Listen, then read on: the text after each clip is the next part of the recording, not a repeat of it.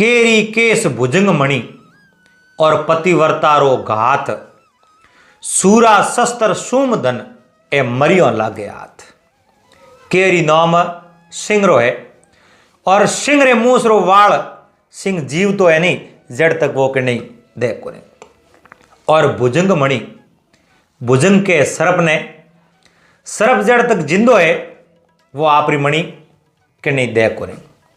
और पतिवर्तारो घात पतिवर्ता स्त्री है वह जिंदी है नहीं जड़ तक आपरो पतिव्रत धर्म व भंग नहीं होने दे।